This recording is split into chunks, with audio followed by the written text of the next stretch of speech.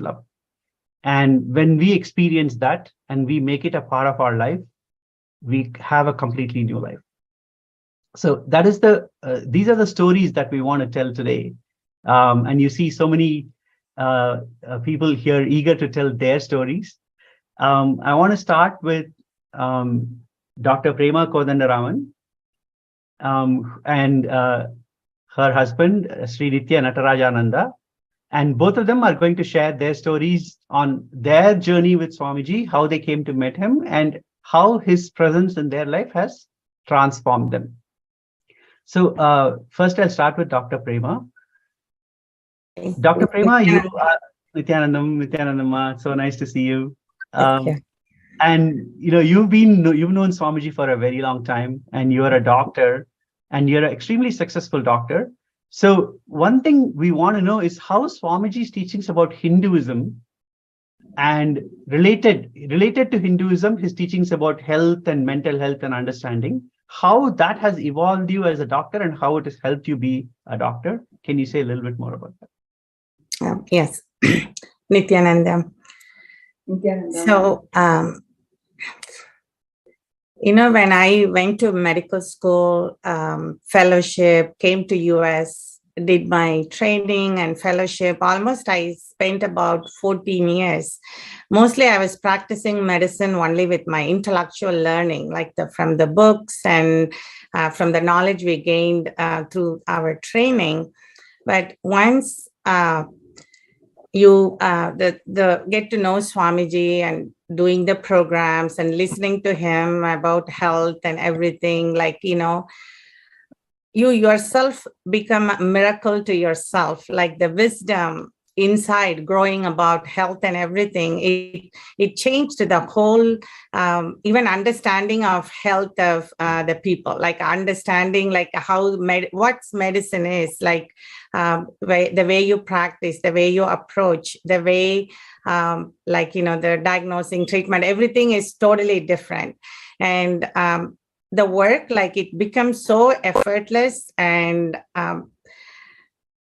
so many things, like so many incidences I want to share, like sometimes before you do the protocol to treat patients, but once like with Swamiji's this energy and always like you even without you getting the test or lab results or ultrasound, you have that body scanning skills, like you diagnose, you treat, and it's like a effortless work has become very effortless. And even the patients, they feel the difference, like not like just a regular doctor giving a prescription. It's more than that. It's like not just knowing what my specialty is. It's more than, even if a patient comes not with the gynecology issue, like I can say she has a thyroid problem, like she has. So it's like the wisdom grown inside by being with him and knowing about health. It's not through the training, it's more than what the colleges and the universities teach. So that it's different. Great, Ma. So I know you've been with Swamiji for a very long time. And can you say something about your journey to being a Karta? You're already a Sarvagna Pita Yajaman. Can you say something about how your journey to being a Yajaman and then your journey to being a Karta has enriched your life? How has that changed your life? Yeah. I think each time, like you want to become a Sarvagna Pita, that all the patterns about money, like holding on to it, are insecurities, and what about tomorrow? What about my kids? What about everything? So then the minute I think of Swamiji, I can give anything to him, like, okay, it's just a small amount of money. Then I always go through that conflict. Once okay, it's let me contribute. And then so once you do it, and as I see that whatever you're giving, like as always, Swamiji doesn't need anything from us, but what comes back is like more than 10 times or 100 times, or you cannot measure it. So when I wanted to be a Sarvanyapida, that, how my mind was restricted, my cognition was restricted with the money. Once I get liberated from that, what I am creating now is 10 times more. And I don't have those. That's permanently, that karma is permanently removed from me. And once I say, okay, when I can be a Sarvanyapida, that, the karta was even at the initial level, okay, what if my kids, don't get a job, or some kind of fear will come, unknown insecurity feelings. But once I complete with that, like the abundance opens inside of me, I see the abundance is created outside. So I used to see 25 patients getting tired at the end of the day, now 50 patients. And then, so sometimes so many miracles, like I think it happens. So like even to hire people, I'll be struggling with hiring people.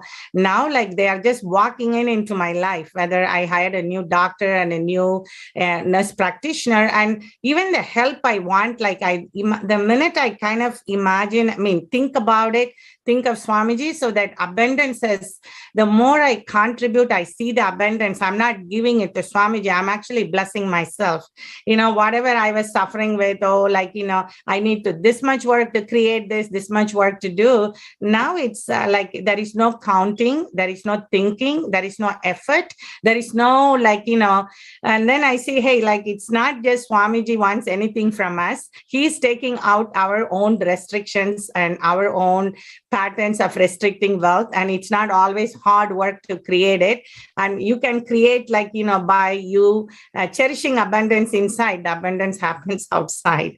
So that's why I'm happy that he gives me the opportunity to do that.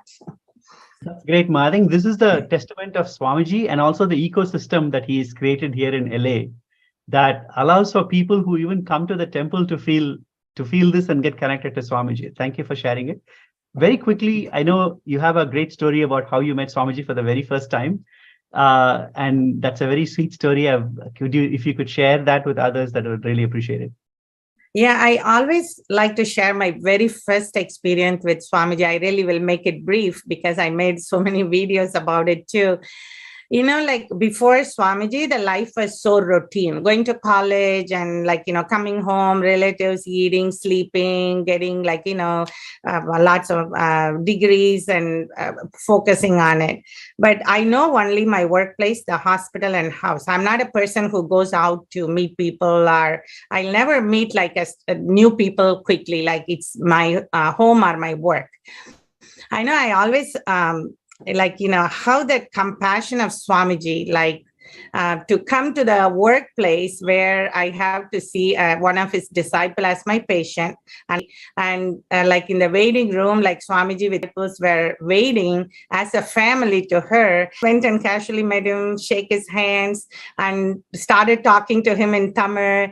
And then he said, oh, where are you from? I said, my grandparents are from Tiruvannamalai. He said, oh, you're from Tiruvannamalai. I'm from Tiruvannamalai. Even though it was very casual and friendly, and that kind of turned my whole instant connection and an instant love. And I don't know who like him in my life. That curiosity grew, and then I just started going behind him in LA, everywhere, reading his books, listening to him. And it's like I was a stone and he made me like a statue, but it was so no pain, no effort, no effort on my side. The instant love has grown into a unlimited love towards him. And I know Swamiji showers back millionfold. So if it was not a hospital, I was wondering where could have I even met him? So even his grace, avan arulale, avan thalpaninde. So that's, I think it's this life's blessing to meet Swamiji in that way, that from that point, I was not focusing more on outer world. I started focusing, okay, it's all inside of me, in me, and Swamiji revealed so much for my transformation. That's so beautiful, Ma. And I wanted to translate the sentence that you said, Avan Arulale, Avantar Vadangi, which means even to fall at Swamiji's feet, to worship him, you need his blessing, right? So I think the key thing is everyone who is here today already have received the blessing. So we just have to fall Yeah. at his feet. That's it. I think that's the key thing. Anybody who comes to in contact with Swamiji, who's heard about him, watched a program, he's already blessed you. We just need to now take that blessing and make that a reality in our life. It's a one step. He takes the next million steps towards you. Thank you so much, Ma. That was so beautiful. Now I would like to ask Srinitya Natarajananda to say a few words. I know he's an entrepreneur and he is a really successful entrepreneur in the LA area. And Aya, can you say a little bit about your journey to being an entrepreneur? Maybe we can start with your journey to being a Hindu first, and then we can talk about your journey to being an entrepreneur. If I might add here before Sri Natarajananda starts, he is also the force behind Dr. Prema Kodanraman. While she is the doctor attending to the patients, he is the person who takes care of all the other sundries, all the other aspects of their business and things like that. So together they have a beautiful journey with Swamiji's blessings. Yes. I would definitely say that because of being with Swamiji, we definitely are a force behind each other. I mean, how much he had contributed for me to change also is tremendous. Yes, we've been behind each other, supporting and being part of this beautiful journey with Swamiji. Yes. Like Muktika was sharing at the beginning, I also grew up in a Hindu family, but my formative years, I was agnostic, being part of the Dravidian movement, didn't care about, because nobody has introduced me to Hinduism, right? What it means. Nobody was there to answer my intrinsic questions about life, spirituality, and more importantly, Hinduism, deity worship, and all that. And but I was like any other kids growing up in India. You follow your parents, but you were not at the being level connected, because you didn't at the intellectual level understand the context, what it means to be a Hindu. Until I met Swamiji through my Prema meeting him, and then she brought me in. Everything has changed. It actually goes to speak about the importance of Kailasa. If one person like me who grew up in that environment, even though I grew up in India, I was so ignorant, right? It's so important that the Kailasa as an ecosystem has to reach. And everything we could do in our capacity, with our time, talent, and treasure, to ensure that happens is our number one priority in life. Just okay, what does that mean to not only understanding Hinduism, but once I started imbibing his teachings, his cognitions, how I changed all my patterns and started manifesting. Just give you one example, I used to, just like my dad, was just an engineer, like a software engineer working for a company 9 to 5, a typical Indian-born employee in the US. That was my life. But since Swamiji, I literally do 10 different things. It's got nothing to do with my bachelor's education. It was nothing to do with my master's education. It's all about life. But everything from running a practice to real estate and other entrepreneurship, and how I conduct myself. And I take, there cannot be a better CEO than Swamiji as the cosmic CEO. I've been with him running Sangha meetings, for example. That alone, that from micromanaging to the detail to the macro view of his vision, how he was able to transform that to the people around him, right? And that to me was the biggest takeaway for me. So I could apply that in everything that I do. The 10 different things that I do, 10 different hats that I wear, the principles, the approach, the inner space with which you approach your responsibilities, completely transformed. So that's an example of how the Hindu way of living, being part of the Kailasa, has affected me, has changed me. personally, right? So every day I think about, hey, if I can benefit like this, there are literally billions of Hindus and billions of other people who are seeking something like that. And that's why Kailasa is so important. And we are so blessed being part of the Kailasa Los Angeles. I can share stories about how Swamiji started the temple, the programs he conducted, the personal space that he shared with us. Amazing journey, and I'm extremely blessed and full of gratitude for how he had transformed me personally. Yeah. Thank you. Yeah. Could you say a little bit more about, you initially touched upon this relationship between Dr. Prema and you, right? And I wanted you to say a little bit more, maybe both of you, both Dr. Prema and Kumaraya, you can talk about how being with Swamiji has evolved your relationship with each other. Because I think that's a very important part of life that we tend to miss out on. Like, people don't understand how Swamiji doesn't transform your work, transform you at work, transform you in terms of wealth, but also health and relationships. Yeah, there was a family discussion about love marriage versus arranged marriage. We were obviously arranged marriage, but we in fact, one of my friends used to say, hey, you fall in love after the marriage in the Hindu tradition kind of thing. But after Swamiji, and probably about, we were 10, 15 years into our marriage before we met Swamiji. And then he transformed in our own way what it meant to be married to each other, like fulfilling each other's desires, eliminating each other's fears, pointing out, in fact, I use Swamiji, for example, had completion all along without for a minute making us feel that we were incomplete, right? It is such a profound way of transforming somebody. And that's how I see our relationship as husband and wife, as parents, transformed. Yes, there will be like a typical marriage, there will be disagreements, words exchanged and all that.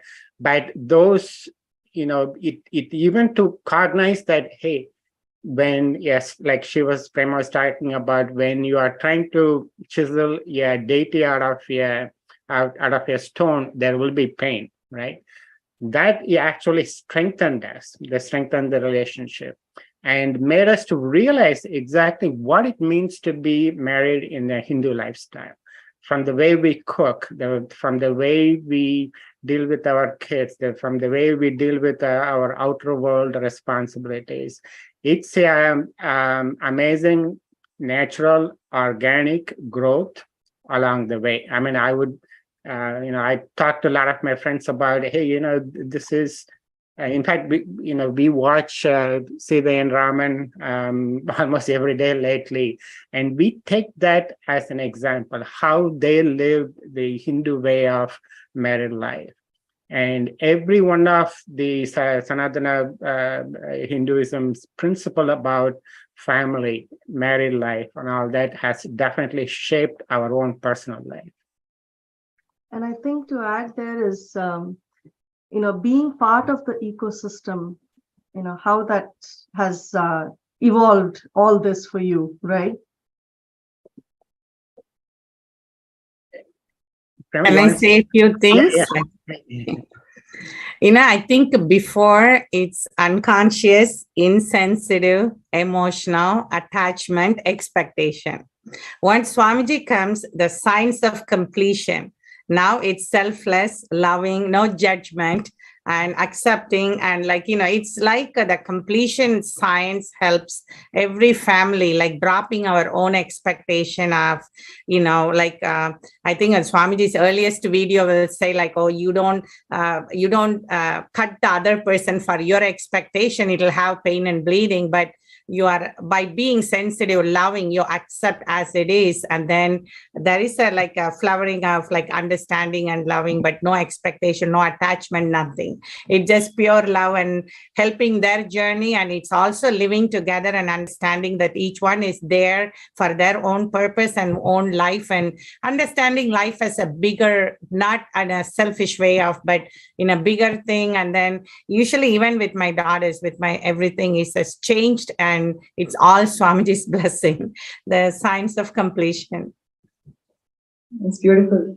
Mom, Prema and I would like to ask you all, how are you feeling enriched by living in this LA ecosystem that Swamiji has created for all of you all? And how is that journey been?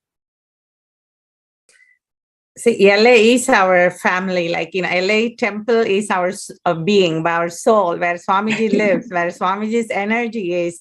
I think like I feel all our LA Sangha is more than anyone else. It's like a cosmic family. And no matter what, like you are in the outer world, what you feel sometimes, like, you know, you go back to temple, it's like an instant charger, like instant enthusiasm. Like, you know, you can't even compare. To be very lucky to be in LA and to be part of our temple, and to LA is like, you know, gave us a lot of miracles, to meet Swamiji, to be seeing him physically for a long time, and then to be part of our temple. And we have the great, like, you know, the Mahant and Sri Mahant and like all our devotees, like, you know, it's such a beautiful ambience, like Vata Varna for us to continue to live Swamiji's tattvas. Beautiful, Ma. One thing I want- would you like to share your experiences and how are you feeling empowered by living in the ecosystem that Swamiji has created? Actually, being part of the LA Kailasa over the years, it extended my, you know, what I previously talked about, you know, taking ownership of something and taking it to completion, no matter, you know, whatever failures that comes along the way, that the enrichment that happens inside myself to take on tasks that you wouldn't even dream about taking on before. You know, the renovation to when we install the new deities, how we were able to manifest so many things. It's just like 0.5% of what Swamiji did when he initially started the temple.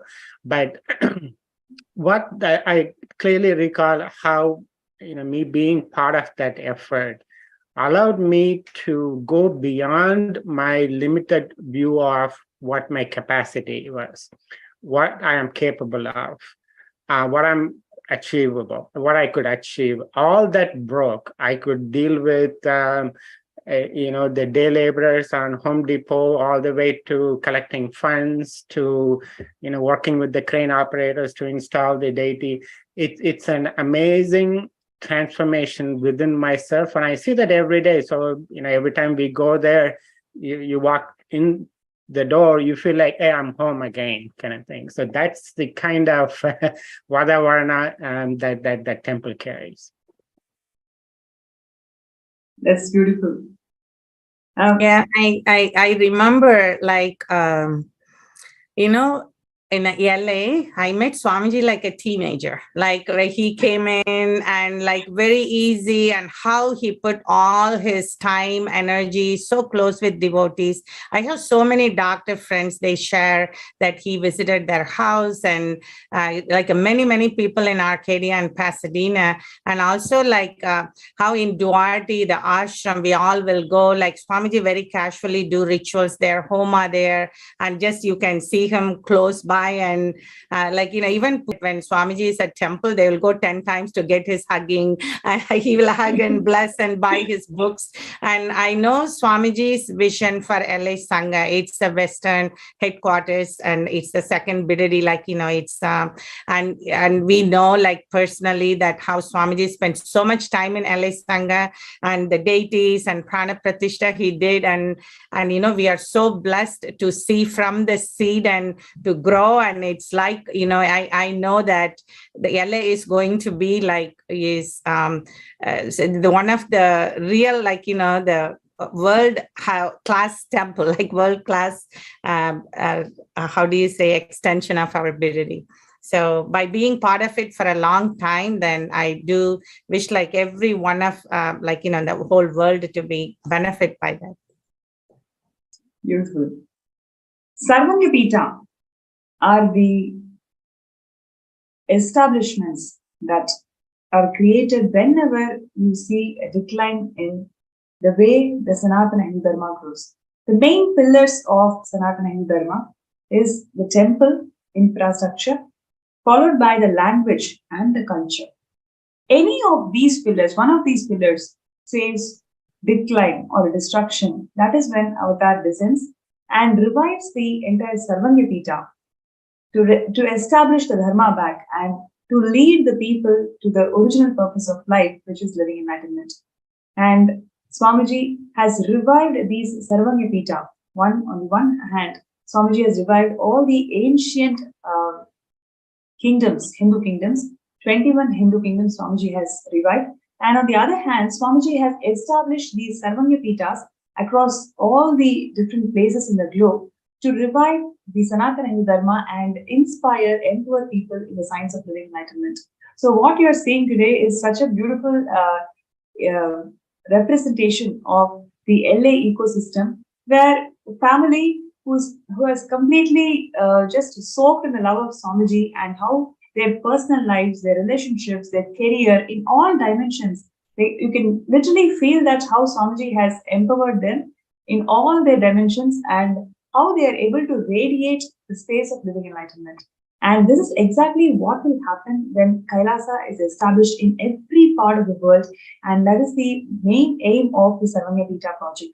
Establishing these ecosystems all across the globe and making the every product of Sanatana Hindu Dharma in a user-friendly manner. So I request all the participants and viewers today, if you feel inspired to be part of this Sarvanyapita project, you can sign up in the intention sksjp.org, and we are going to be having many more powerful sharings of LA ecosystem, how this ecosystem has empowering them in the individual capacity and globally also. So next, we're going to be having Muktika and Mukta, would you like to share who are we going to bring in the panel today? Next. Thank you, Ma. SJP, the vision of SJP is so powerful, what you shared.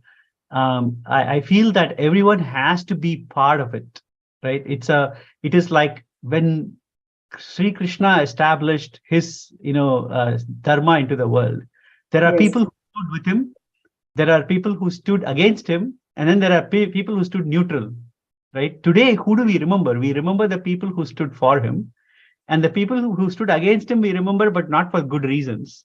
And the people who stood neutral, we don't remember them at all, right? So I think those who stand with Swamiji today and become part of SJP, support his SJPs, support Kailasa worldwide, are going to be remembered as pioneers of the new world, of this world where love, it becomes the operating system. The oneness becomes the operating system. So I feel that everybody who has any opportunity to even start today by saying, okay, I'm going to start with $5, $10, whatever you want to start with, right? It's like starting with it today to support Sri Kailasa, becoming an SJP is the best step forward. So one thing I want to do now is we will show a small video. Now that we heard a little bit about LA temple and the Kailasa LA ecosystem, let's watch a short video about Kailasa LA.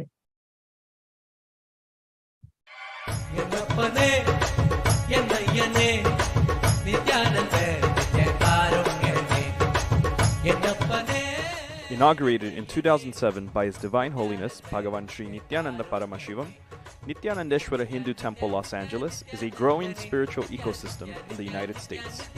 As Tirtha Sthalam and Punya Kshetra of Nithyananda Sangha, this temple is the home of more than 50 deities, including some of the largest murtis of Rajarajeshwari, Venkateshwara, Sadashiva, and Parashakti. His Divine Holiness himself performed the Prana Pratishta and Kumbhabhishekam rituals during the temple's inauguration in 2007.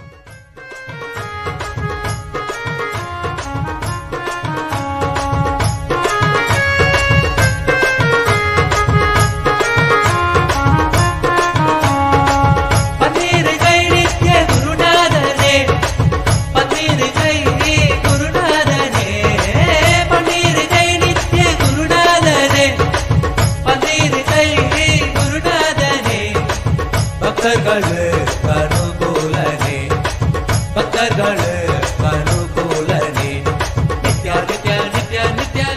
the blessings of His Divine Holiness, the LA Sangha has continued to maintain the temple rituals for the past 12 years, including offering daily Abhishekam to Sri Nithyananda.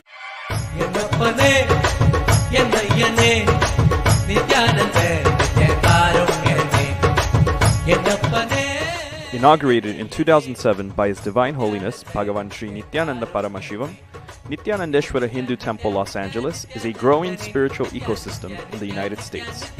As Tirtha Sthalam and Punya Kshetra of Nithyananda Sangha, this temple is the home of more than 50 deities, including some of the largest murtis of Rajarajeshwari, Venkateshwara, Sadashiva, and Parashakti. His Divine Holiness himself performed the Prana Pratishta and Kumbhabhishekam rituals during the temple's inauguration in 2007.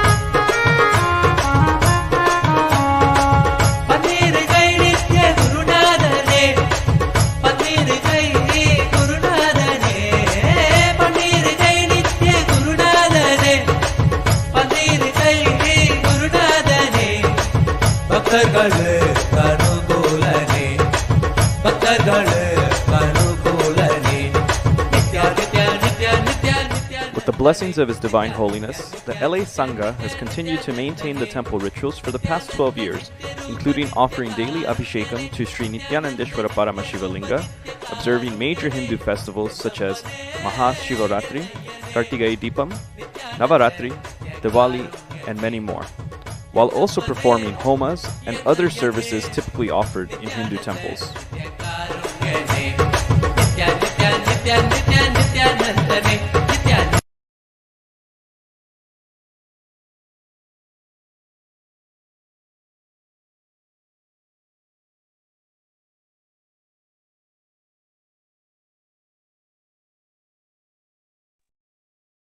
Okay, thank you. Thank you for the video. That's such a beautiful video.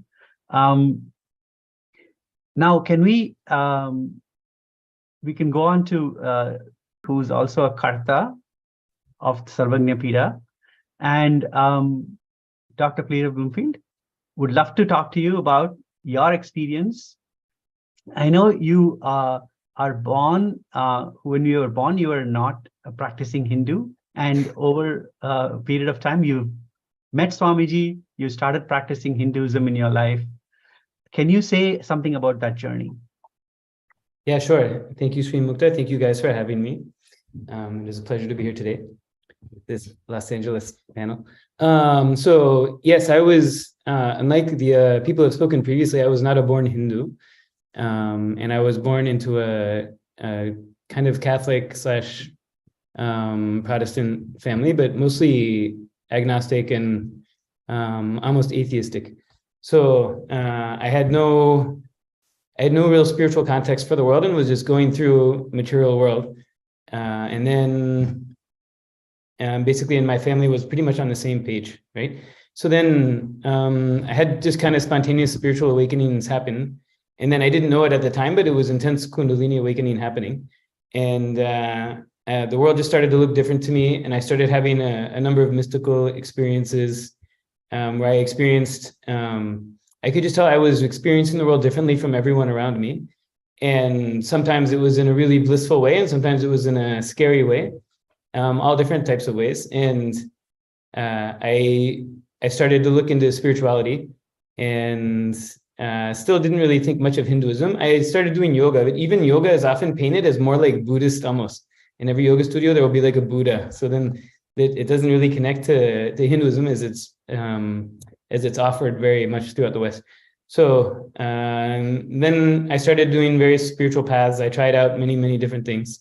And I was having, I could say really powerful experiences, but I always knew I was like, I'm enjoying this part of the ride, this part of the journey, but this isn't my, this isn't my coach all the way home kind of thing. So I was still kind of looking all the time. And then I met someone who was a strong, very committed disciple of Swamiji, and she was just had this extra layer of bliss to her. And then one thing, led to another in terms of experiences, and Swamiji knows how to speak to our listening. And I got the clear message that I needed to go meet him. And then, once I saw him, it was the end of the story, right? I was just finished. So I had no traditional Hindu backing, no traditional Hindu background. And even when I became Hindu, it was more like I just became with Swamiji, right? And then by definition, that meant Hindu. But it was my love and connection to Swamiji that was the basis for that shift in me. And then it just became natural to say, okay, then yeah, I'm Hindu. if being with Swamiji and following what he says and just enjoying him means being Hindu, then I'm for sure Hindu, right? And so I didn't have a big grasp of what that meant. But then as time has gone on, I've learned all I've read a bunch of books, I've studied the Puranas, I've had experiences with the deities and all that, and I've really gotten a very clear sense that the experiential reality that is pervading and permeating the world is taught from Sanatana Hindu Dharma, and that it's the ultimate, it's the ultimate way to relate to the world and the existential reality. So it's a very big shift for me. And even at the hospital, when I'm working, even when I'm not wearing these things, people know I'm different, and they try to put like where are you from? Like, what are you about? And then part of it is just the way I talk and the way I relate. It's just so different from how other people are relating.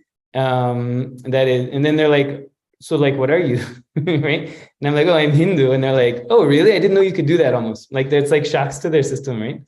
And then if I ever wear the kumkum, they ask me if it's Ash Wednesday. And I'm like, well, it's not even Wednesday, so it can't be Ash Wednesday, right? So people have trouble figuring out, what that's all about.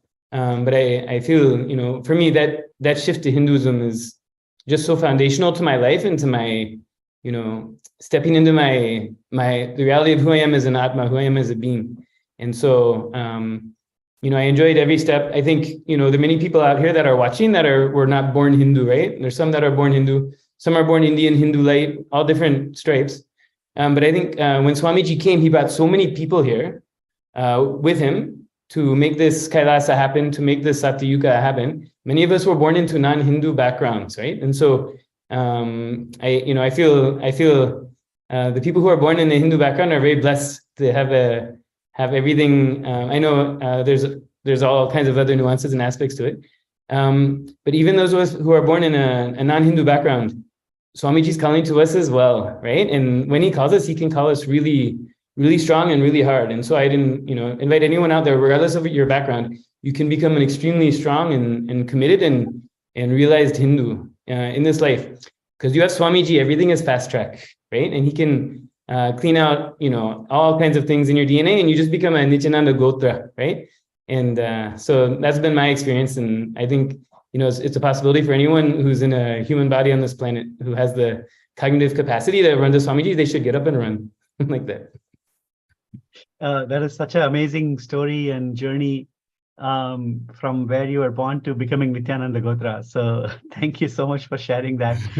I want to ask you, you're on your journey, you're now a Karta, and that's a beautiful journey. And can you say a little bit more about how your journey to being a Karta has evolved you and, grown you to this level?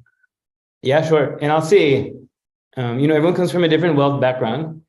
And to become an SJP Yajaman is a big thing. Like for me, that was a huge leap, but I could do that. There are a lot of people in the world who have a net worth of, enough to become a Yajaman if they put everything into it, right?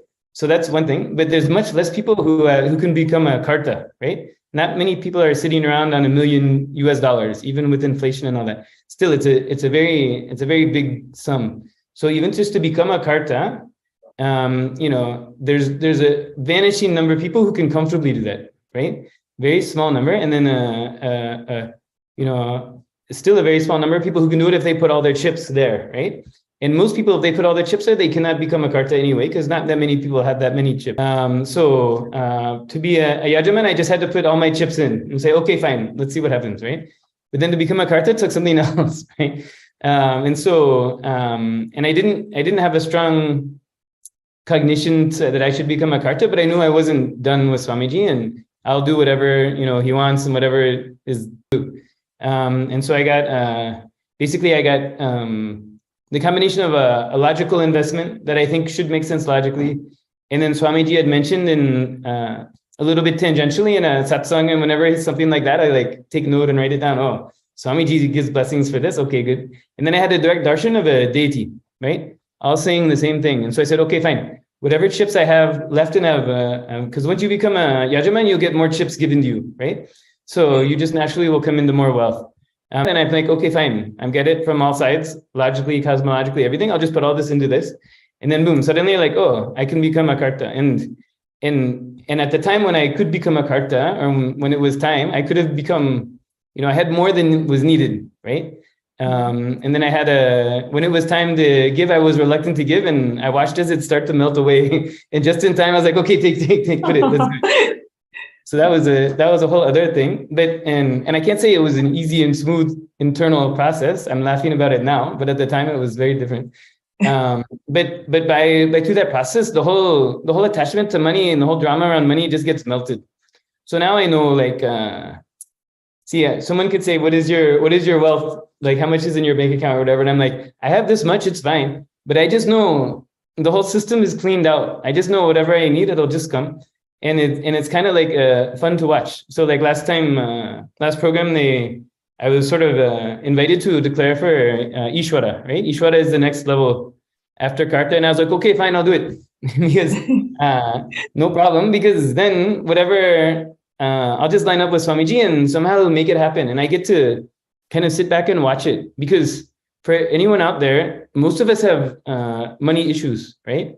Most of us are born with intense fear around money and all that.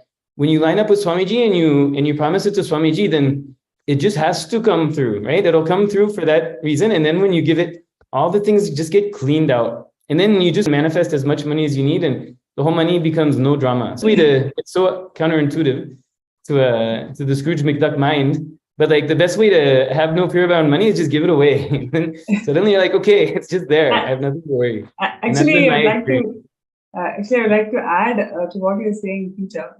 Swamiji recently shared that there's not a single person in this world who became bankrupt by giving.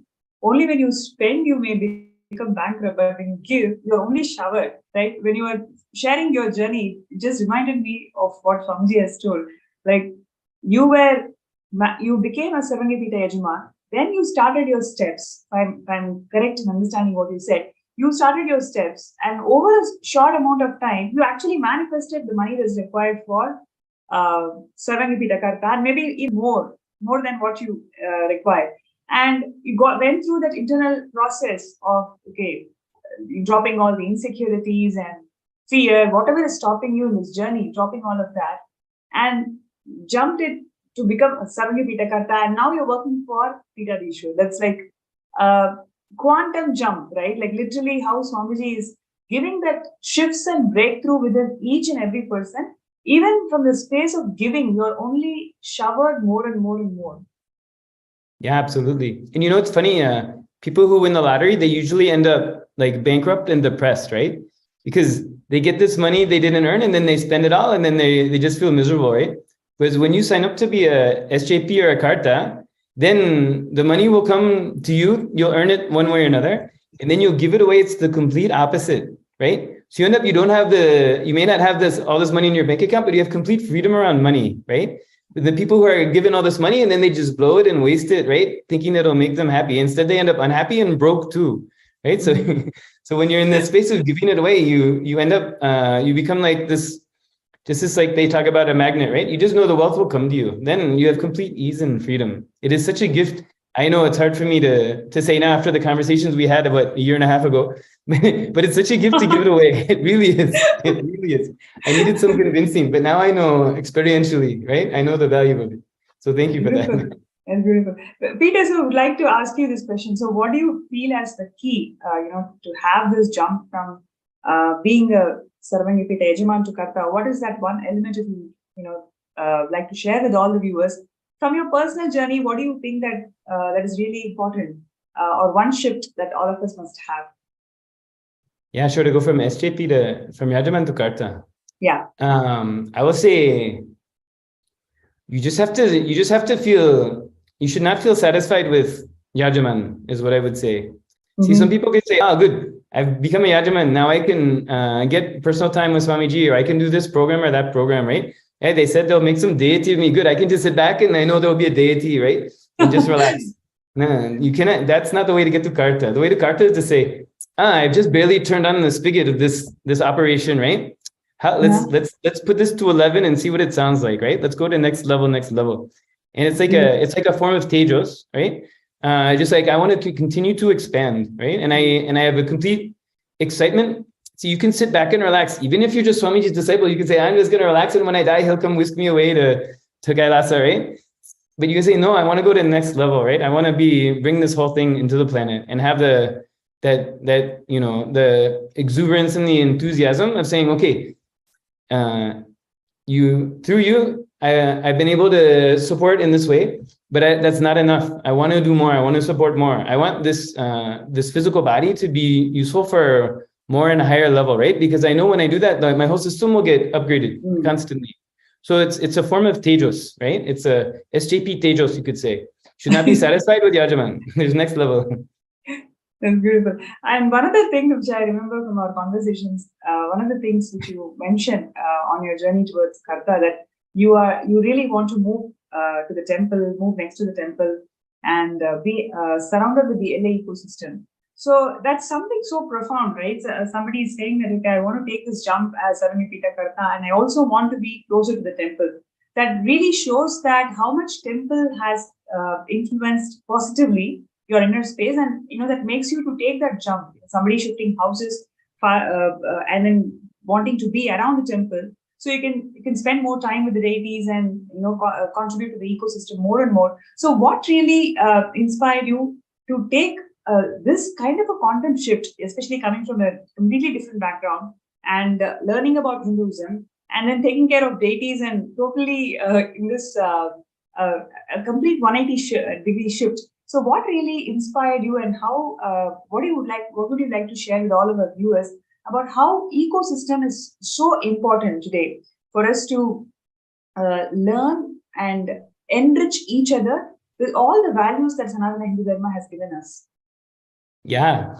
Oh, that's a great question. And I feel we could talk about the Los Angeles ecosystem for days. There's so much material. Huh? It's very rich.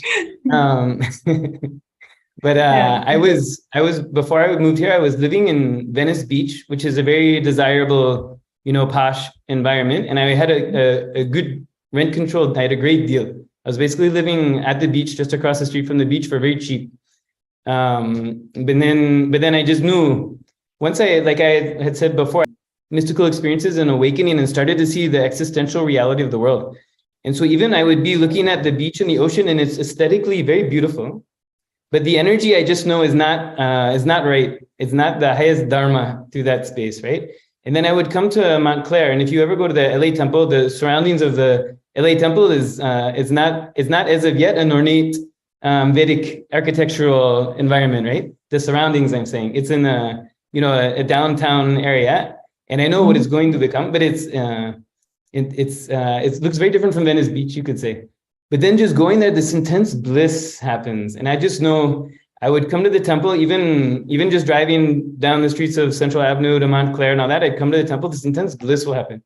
And then I'll spend the time at the temple doing deity seva or whatever activity we're doing.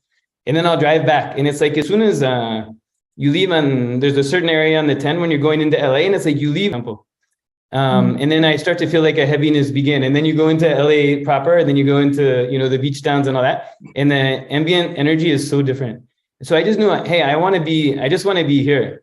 Fundamentally, I think probably everyone here would love to sit at Swamiji's feet for millions of years, right? There's no other place to be, right? And then as close as I can get to that is being right next to the temple right now, right? So I just wanted to create that possibility. And I'd say moving here, just moving here is a big challenge. People will find things come up and barriers and obstacles just to move here, right?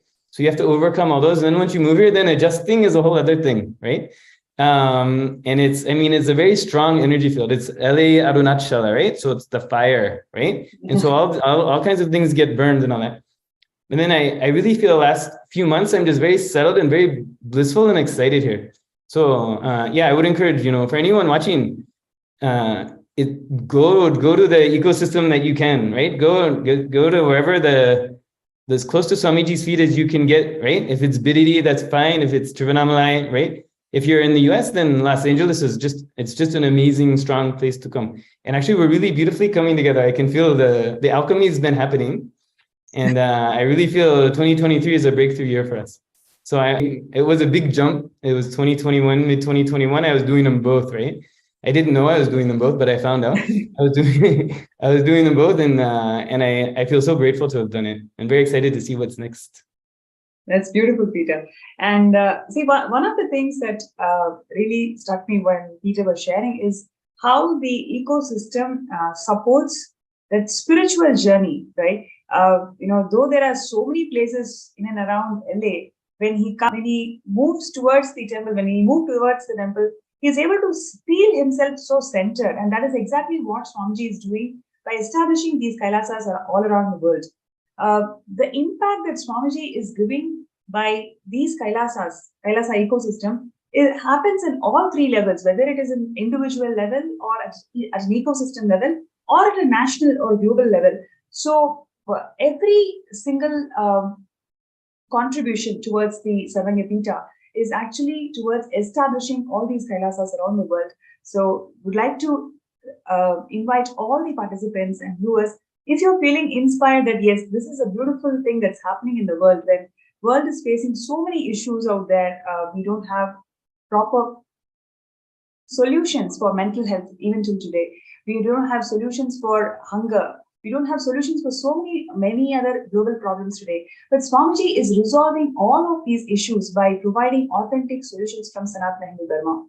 And these ecosystems serves as epicenter where these solutions gets implemented in a personal level and as a community level. So by supporting Savanyapita, you are supporting beautiful, blissful ecosystems around the world. So I request all the viewers out there to go ahead and sign up in the link that's been projected, sksjp.org/contribute. And there are many more such beautiful sharings that is awaited in this segment. We'll just take a few minutes break for all the participants and viewers to sign up in sksjp.org/contribute.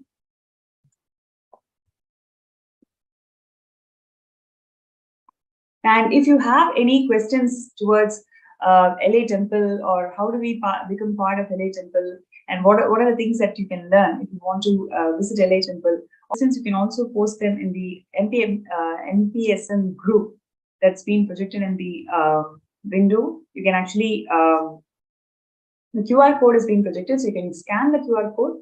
You will be led to a Facebook page, and you can post your questions. And we have Ma Muktika and Sri Muktaya who are here, and they can directly answer your questions. So all your questions and feedback or whatever comments you have about LA ecosystem, feel free to post them in the group, and we will go through all your comments.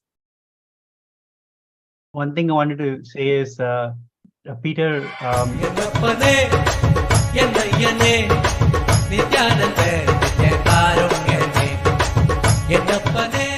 Inaugurated in 2007 by His Divine Holiness Bhagavan Sri Nithyananda Paramashivam, Nithyanandeshwara Hindu Temple Los Angeles is a growing spiritual ecosystem in the United States. As Tirtha Sthalam and Punya Kshetra of Nithyananda Sangha, this temple is the home of more than 50 deities, including some of the largest murtis of Rajarajeshwari, Venkateshwara, Sadashiva, and Parashakti. His Divine Holiness himself performed the Prana Pratishta and Kumbhabhishekam rituals during the temple's inauguration in 2007.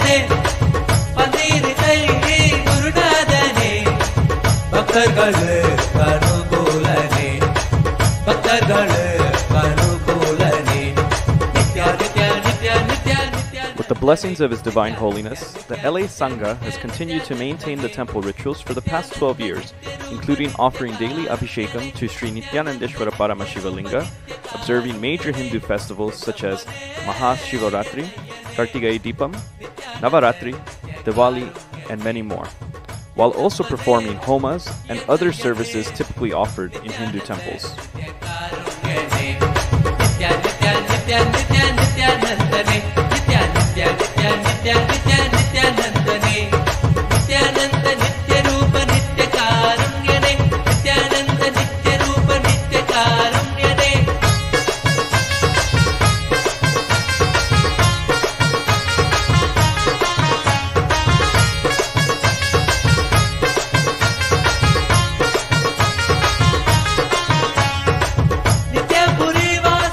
The temple also hosts a variety of events throughout the year that contribute towards the enlightenment ecosystem.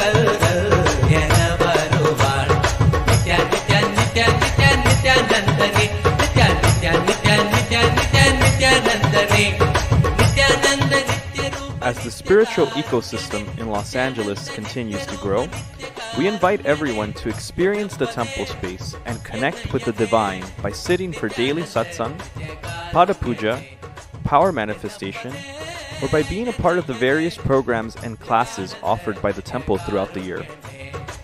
As we look towards the future and realizing Swamiji's vision for Los Angeles to have a temple that is fully agamic and a hub for power manifestation, we also invite you to contribute towards the realization of this vision with your time, treasure, or talent.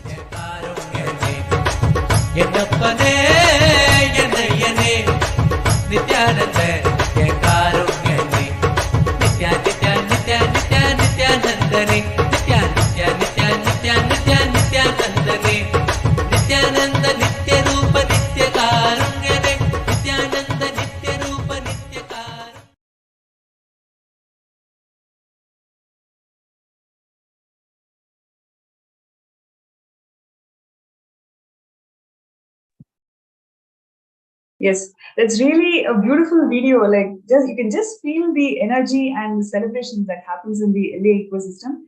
And we have here Srimutaya and Mamuktika, who are joining with us today, sharing many such beautiful events that's happening in LA ecosystem. So I request all the viewers, whatever questions you have, whatever comments and feedbacks you have, you can post it in the MPSN group that's being flashed on the screen now, and we will get to the get to those questions, and they're going to answer live. So can we take a look at the FB page?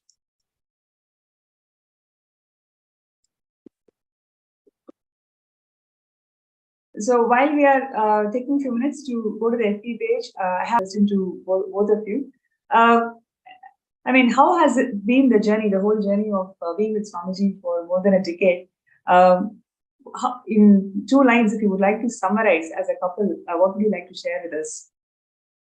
Isn't that one of the most toughest things to do, summarizing in 2 lines? It's a journey of lifetimes.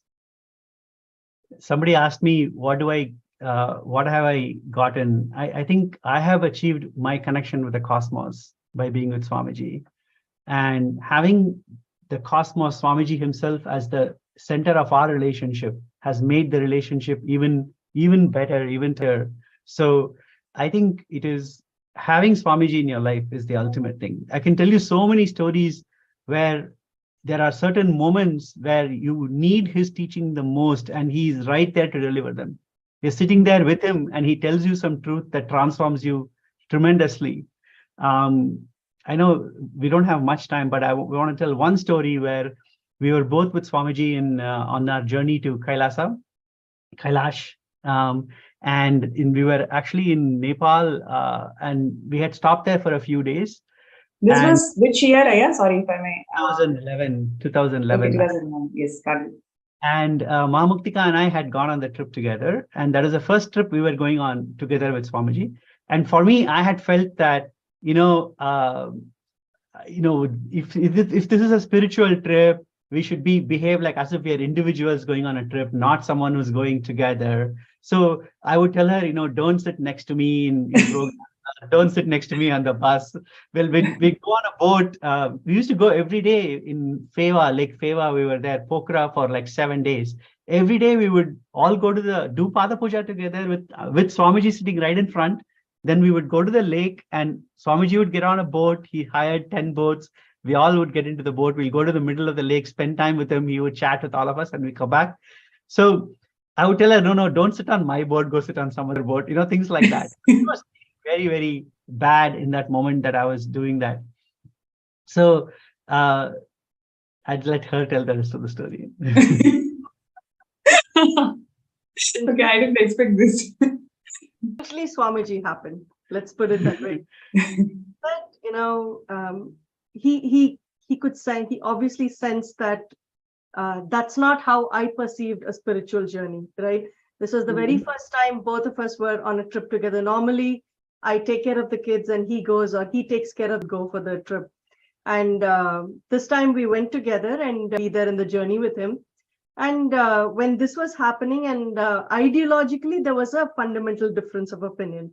And it was not helping me feel that I was on this journey that is going to make me feel good, or that I was getting something out of it. It felt like a challenge right at the get-go. And I didn't have words to express this. How do you share this, or how do you try to come out of this conundrum?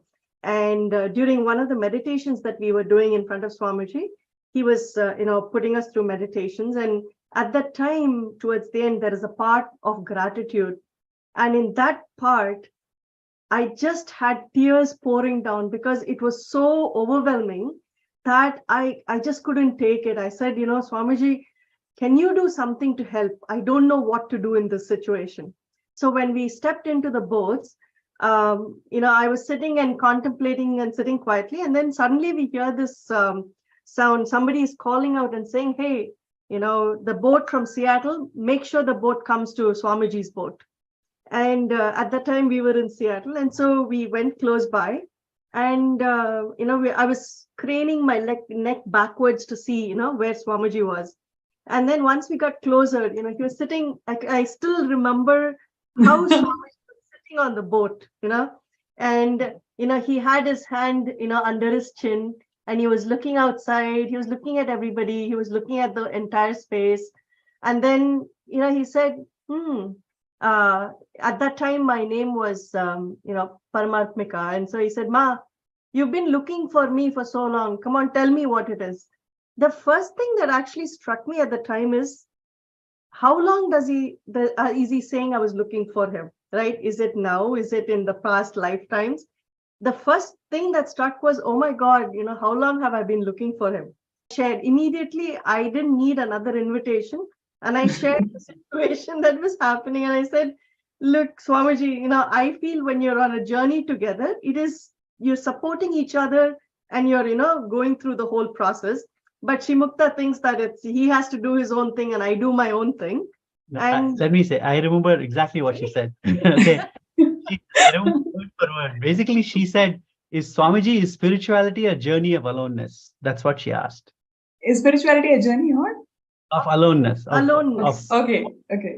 Swamiji said, look, the very last step of enlightenment, even I cannot come with you. You have to walk on your own. That last step you have to take on your own. But till then, I am there with you to the last step of the journey. And there is nothing wrong in sharing the journey with somebody. That's exactly what he said. And I was completely surprised by that answer, because I thought Swamiji would say, no, be alone. That's the right thing. But then I asked Swamiji, is it okay to hold hands on be in a romantic mood on a spiritual journey?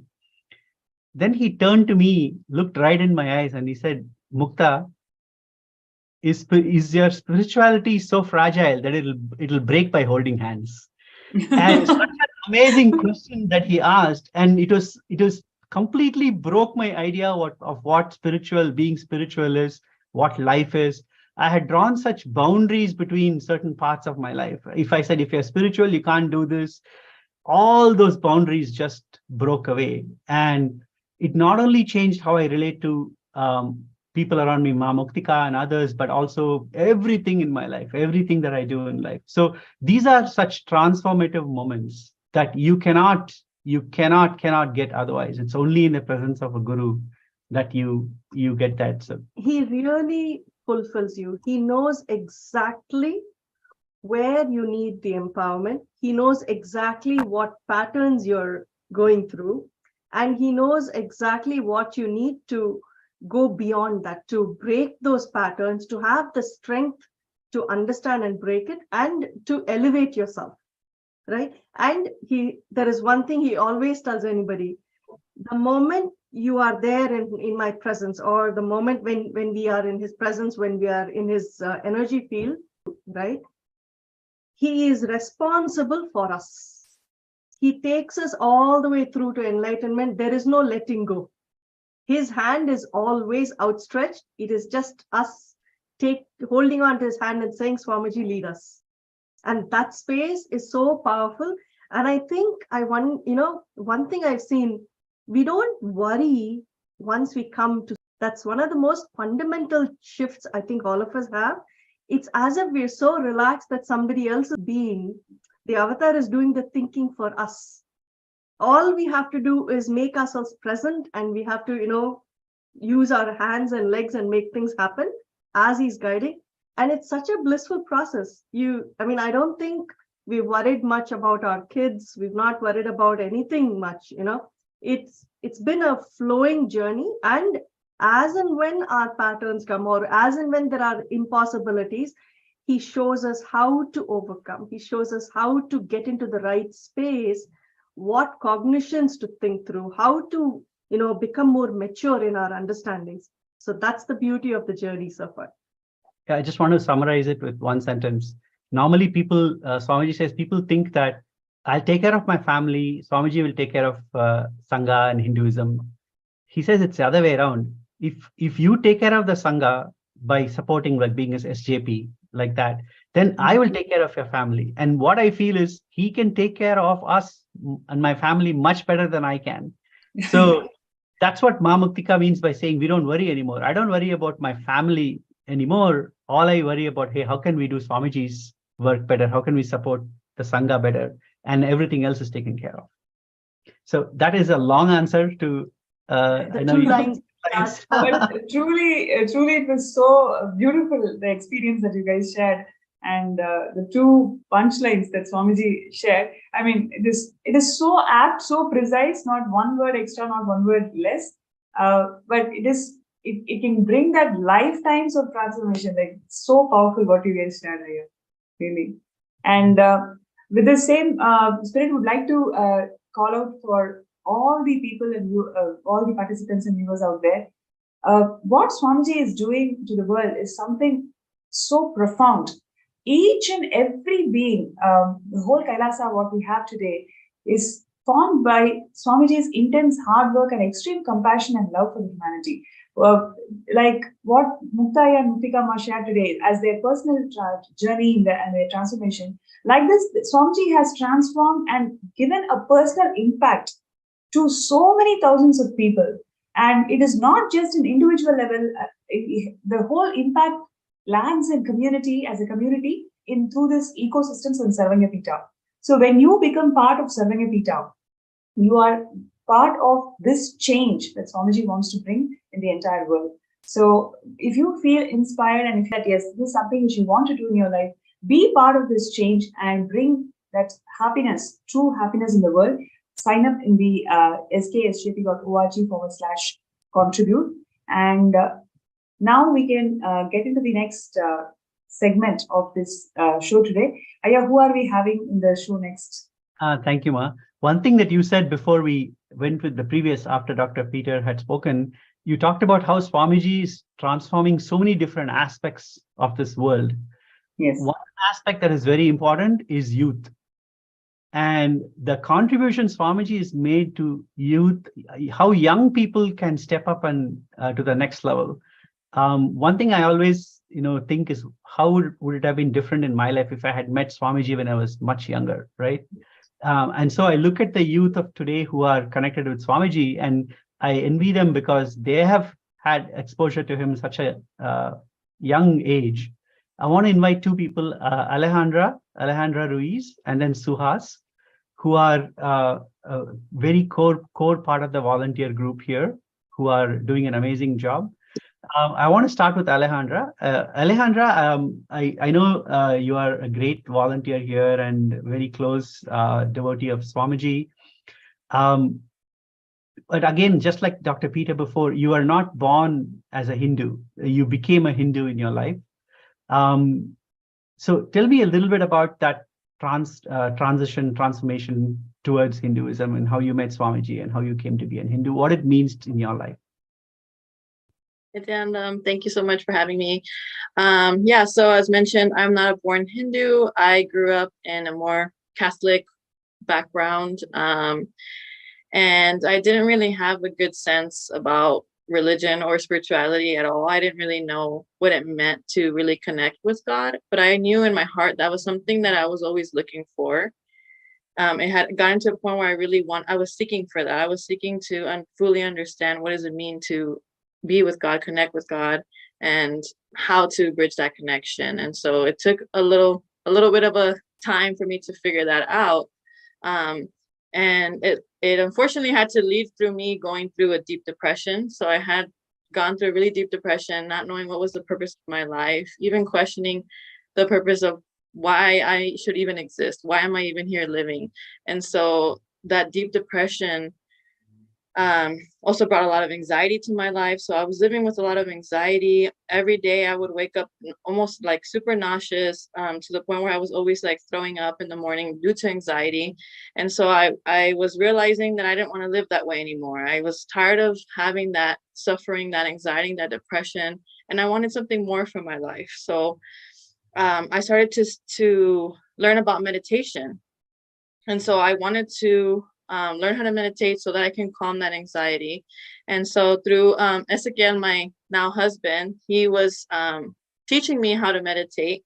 And so through that process, he was talking to me about Swamiji, and he did like showed me his videos about completion. And so through that process, I felt really connected with Swamiji. And so I didn't know who he was about or anything, but whenever I would see his videos, I just felt really connected to him, and I would just start weeping. My eyes, I would just cry. And to watch a lot of oneness capsules. I didn't even know what that was or what it was for, but I used to just watch him, and I used to really like them, and I would just cry there. And it was just such a beautiful experience and just an instant connection.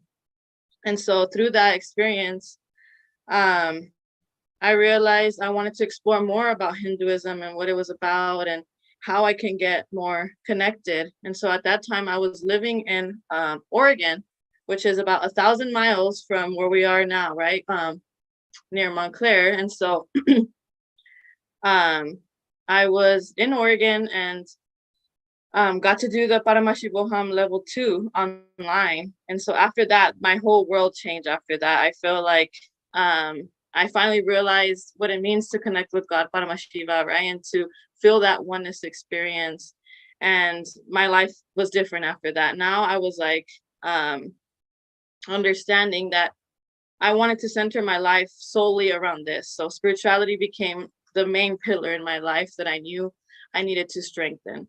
And so through that experience, I recognized that I needed to move closer to the temple and get as involved as possible in the spiritual community. And so I decided to jump, right? It was scary for me. I didn't have a job lined up. I didn't have anything. So I didn't know what I was going to do, where I was going to live.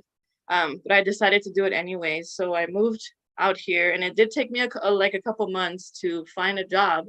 But now I have a great job, like 13-15 minutes from the temple, and I live 5 minutes from the temple. And so it's been just a beautiful experience to have that journey of becoming a Hindu. And so yeah. Awesome. Yeah, that's great, Ma. Now you're in your 20s.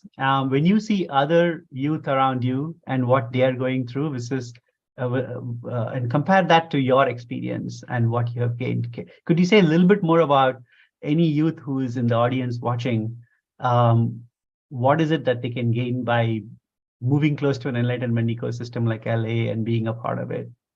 Yeah, definitely. So what I've noticed just from seeing other youth around my age, so I'm currently 25. I met Swamiji at 22.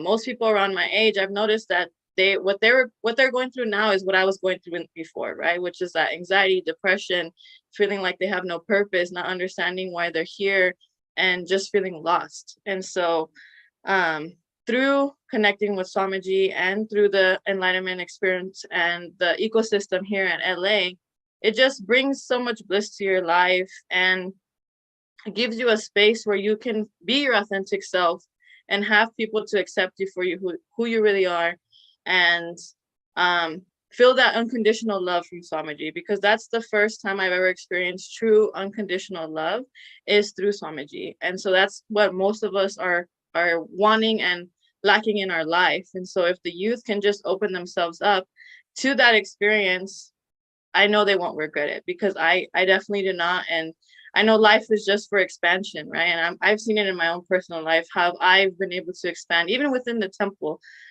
being able to volunteer. I'm almost at the temple, I think, almost every day. And so just getting to be part of this community has brought so much bliss to my life. That's so awesome. Thank you, Can I Ma. ask a question to Ma Alejandra? Yeah. Yeah. So, Ma Alejandra, I wanted to ask, given the powerful experiences that you have been having the last few years as you've traversed your journey, how do you feel you are able to take this to the youth out there, right? Just like how you have shared, there are so many out there who are looking for support, who are looking for help, who need some way in which something grounds them as they find their purpose in life, right? So how do you feel you would like to take it across to the youth, or what kind of support do you see happening in the ecosystems that Swamiji has evolved that will support you in this journey? Yeah, I mean, I think I can see there being maybe like a youth group at the temple being started or something like that, which is something that I've been interested in myself, just like being a youth leader, showing for other youth how they also can be youth leaders, because that's how it starts, right? You see somebody and you get inspired and you're like, oh, I want to be like them, right? And I think me starting to now teach the Learnings from Living Enlightenment class, right? That's an introduction. And as to me as a youth leader, I can bring in more youth and share with them the Swamiji's words, right? And being able to bring that experience to them as it's happened for me. And so I think it's definitely also maybe going out into the community and going out to places where youth are currently hanging out, colleges, anywhere, right? Where they're just hanging out, or meeting them where they're at, so that we can bring them in, because I definitely think it's something that all youth should experience, because it's definitely not a good feeling, that lost feeling, right? It's not a good feeling. So I know how that is, and I think it's great to have that connection with Swamiji. That's amazing. Thank you, Ma. Thank you, Alejandra. Now we'll bring in Suhas. Suhas, so I wanted to ask you a question. So I know that when you were, Suhas is our son. So when he grew up with Swamiji, and of course he came with us to a lot of different programs, starting from a very young age. Suhas, can you say a little bit about how you came with us to the programs, but then you discovered Swamiji yourself? So, and that journey on discovering Swamiji and what does it mean to you as a youth? Can you say a little bit more about that? Yeah, definitely. So I met Swamiji when I was 9 years old, back in Seattle. Man, that was a long time ago, actually. He came to our house, and we met him. And I was kind of in that stage where I didn't know what was going on. Like we didn't even go to temples really before then. It was kind of just like we have. It's very common among Indians to have like a closet with the deities and stuff like that. So that was the extent of Hinduism that I knew. And even through the coming years, going to programs and stuff, I didn't fully have. I kind of got like a small understanding of maybe like that, but I didn't fully have the context of what benefit I was getting. But the thing is that I realized a lot later is that Swamiji he kind of always had his arm around me, so to speak, right? He never let anything hurt me. Like it's only what I could maybe like see, like he had his arm around me, but I could see over his arm and maybe I could see something. And that's what bothered me. That's all the kind of agitation I had in life. But he was always kind of like protecting me, being like, when you're ready, this is ready. This is here for you. And I'll protect you until, even when you have it, I'll still protect you. And that's kind of the feeling that I have with Swamiji. So like, I would go to programs, and even like the power manifestation stuff in the programs. I've seen some pretty amazing stuff actually in these programs, but I always thought like, oh, it's not really for me, in the sense like I wouldn't be able to do that. That's kind of like for someone better. But the thing is, in the past few years actually is when I got more and more connected to Swamiji, and more connected to the temple actually. And I started coming recently, maybe in the past 2 months, I've been coming and helping at the temple. And it's been such like, it's crazy how I didn't see as much as I've seen now, being with Swamiji and seeing all this. It's like now I'm ready to see what he's offering, what he's been holding up to me this whole time, And so like going and doing seva and like helping out at the temple has been really great. It's like it's almost most of your life you're kind of in neutral and you're pushing the car with your bare hands, but when you're ready, Swamiji, like he has the gas for you, and you just got to put it in drive and go, and so yeah. That's awesome. Now we're going to ask the same question we asked Alejandra. What do you see in the youth around you, their struggles, and what is it that if you would want to support them and help them understand what is it to be with Swamiji, how would you help them understand that? I think Swamiji also said this once before, or maybe many times before, but it's just the practical aspect. Like we need to show them that what they start now as kids will grow into something amazing, the more and more they embody it, if like, yeah, because I know mental health is a big thing now and all that stuff, but Hinduism has all the answers, and especially Swamiji has all the answers. That's exactly what he said. He said we have to show the youth the Phalashruti, which means Phalashruti is the benefit of what you do. Mm-hmm. And after every puja, there is benefit, and we chant what the benefit of that puja is, so that people know what you will get. Like that, I think we don't do enough of chanting the benefit that somebody would get from Hinduism, and pointed it out. Second thing is to know that Hinduism has answers for all the problems. And knowing that is very, very critical for youth. I think these are the two things that we have to share with the youth. And I think like what Alejandra and Suhas have shared, see, it is how they have applied themselves and, been present in the ecosystem. Yeah. that has made a phenomenal change and a difference to them, right? It is how they have utilized the energy and, the nurturing that they have received from the ecosystem that has propelled them forward to feeling successful, feeling empowered, and being able to let go and drop anything that stops them from being who they can be.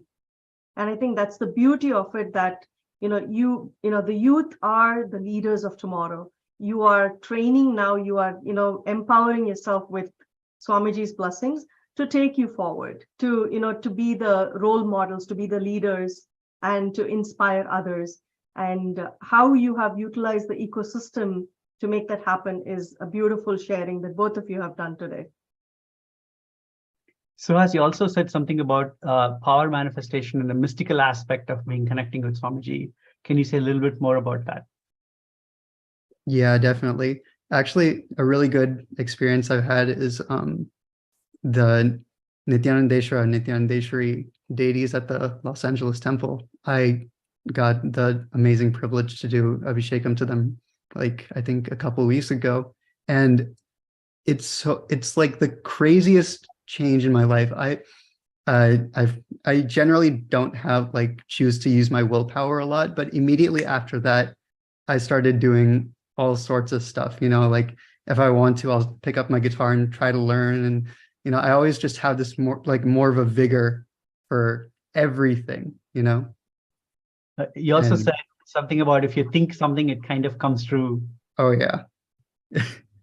It's a little bit bizarre, but the more and more I do stuff and the more I'm around if I'm in Swamiji sessions or something, the more I think things, the more they'll start to happen, and the more I say things, they'll start to happen. And I noticed turmeric has been manifesting on my face, even if I'm nowhere near turmeric. If I'm doing something for Swamiji, it'll just go just appear out of nowhere.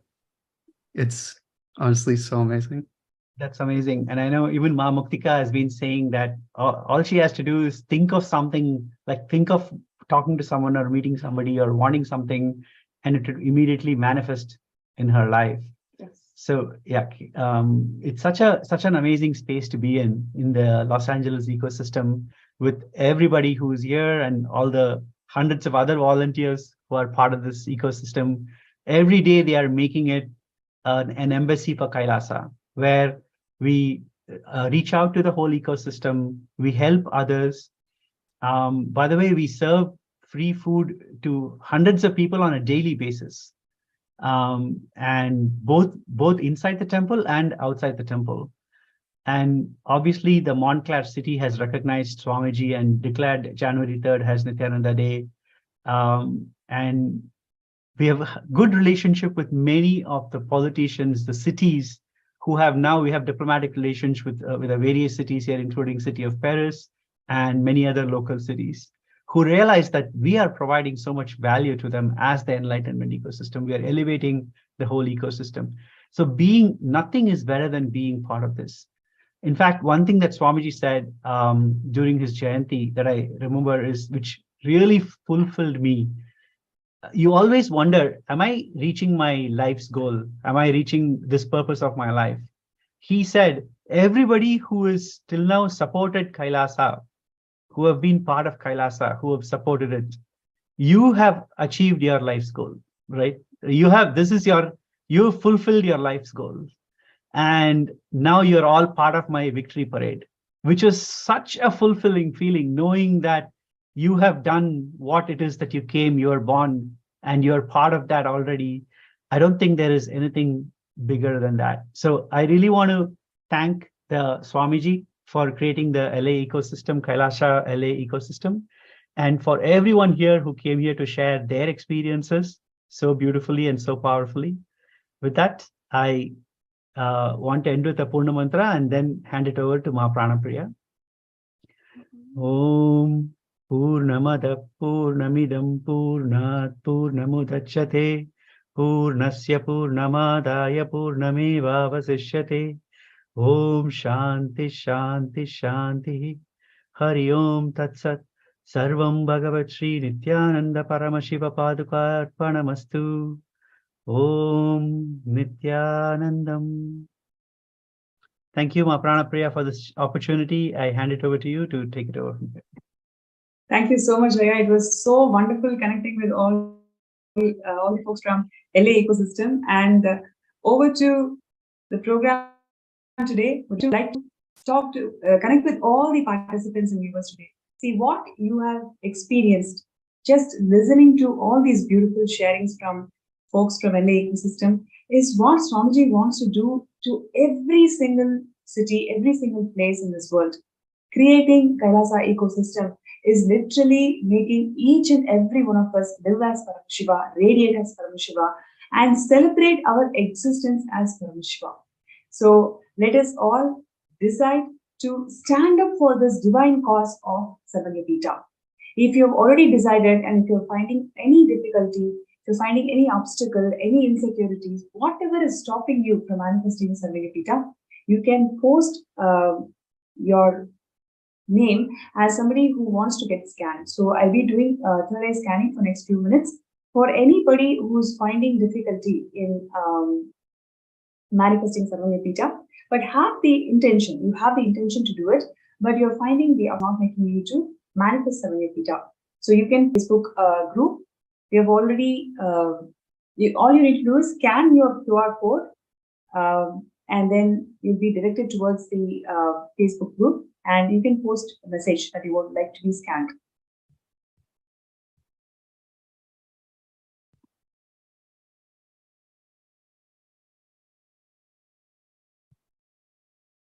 So see Ma Rajeshwari, Ma Kalahartigantananda, Jalandharastananda, Ma Hinje, Ma Kanu Bhagat.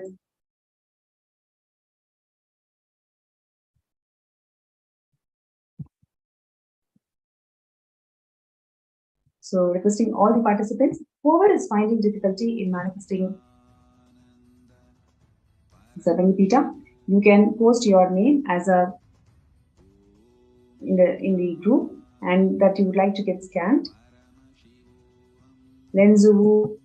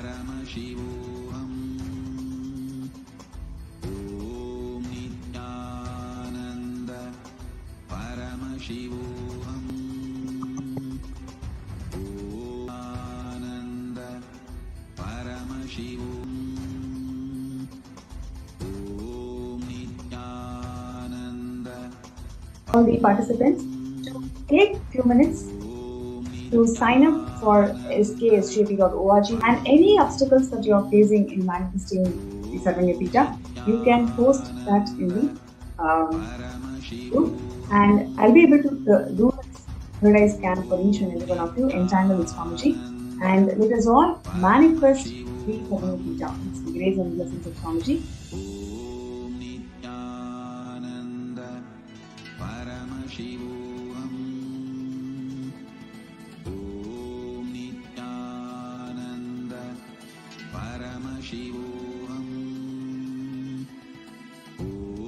Okay, so we have Jun Namadeva Shivashakti from YouTube, so who has requested for a third eye scan. So I request Jun to please participate, connect with Swamiji, and let us chant the Mahavakya 3 times.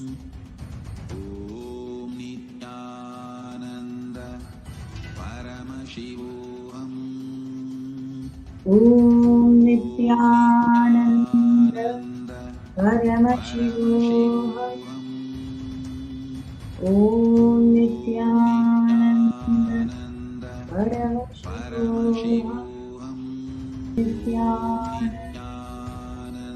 Paramashivam.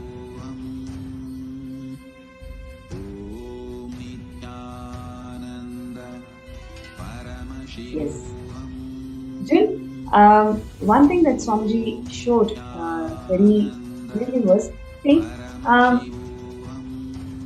the conflicts that you are having with your brother.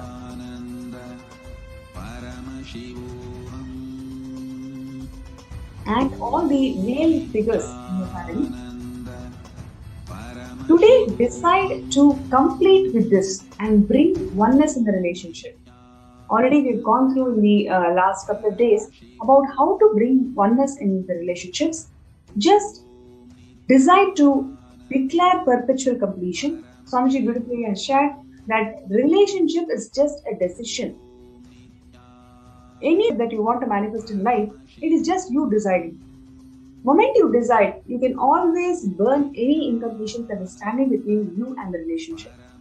So today, decide to burn any incompletions that you are having with all the male bodies in the family and your brother.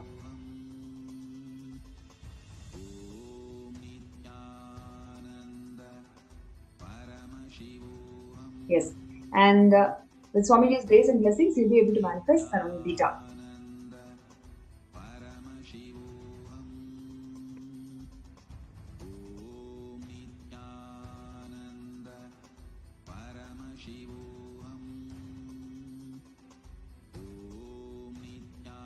And next person who has requested.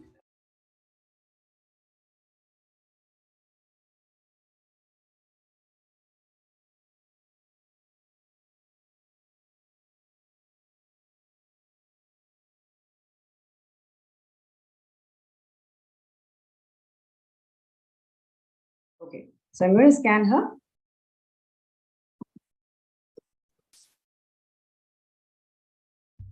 So requesting Magali to please close your eyes and let us chant the Mahavakya. Sit as Paramashiva, inhale and exhale deeply. Om Nithyananda Paramashivoham. Visualize, meditate, connect with him. Om Nithyananda Paramashivoham. And dissolve. Om Nithyananda Paramashivoham. All my disciples, now I am initiating Salokya Mukti, Samipya Mukti, Sarubhya Mukti, Sayujya Mukti. Yes. Magali Karun, one thing that Swamiji showed today was, see, understand the whole context of Sarvangapita. Swamiji has beautifully shared that only Tyagis can manifest Kailasa. It is not done by people who hold on to any insecurity. Only Tyagis, only strong Tyagis are going to make the Kailasa happen for the world. Today, you decide to become a Tyagi. When I say Tyagi, all the incompletions, whatever is coming in front of you, just to do a ferocious declaration that they are not part of you. The moment you start declaring ferociously, you will see the patterns do not have impact on you anymore. Declaring itself will be able to manifest that. So now, I request you to decide to do Tyaga. Whatever you have today, just offer it at the feet of Swamiji, at the feet of Paramashiva. You will see literally how this will give you that quantum push. Whatever push that you are expecting in life, simply you will get it once you make this jump. So with this, we will go to the next person who would like to get scanned. It is Oza Gaharje. Okay. So, so we will now scan Ma Oza Gaharje. So requesting all the participants to be seated with your Mahavakya on.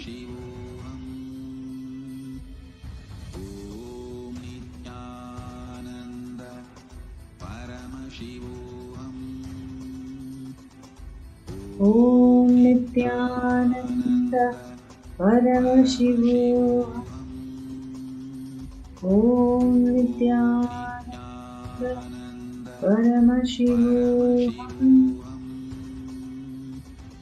Om Nithyananda Paramashivam. Yes. So now, one thing that Swamiji showed very clearly was, see, you decide today that anybody who comes and asks you for help, you will enrich them, empower them with any teachings of Swamiji. Just do this for 11 people, you will get a positive click, positive shift in your inner space, which will directly help you to manifest SJPK. Right? So when you start enriching all your questions, all your doubts that you hold for yourself and others, you will simply be able to melt them. And all it requires further than that is just the decision to make this happen. Definitely you'll be able to make it happen. Right? So with this, we come to the end of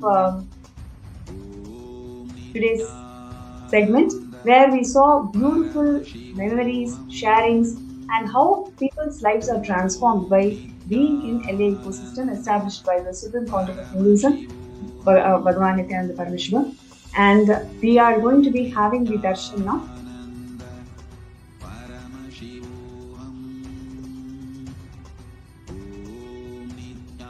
The most awaited moment of the day, we will be having the darshan of Swamiji.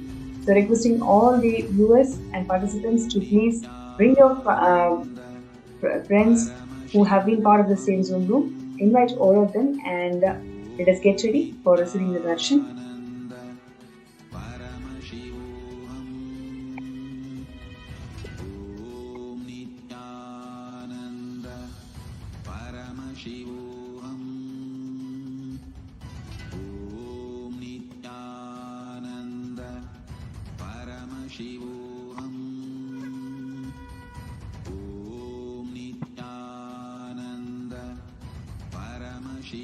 Requesting all the participants to come and settle down.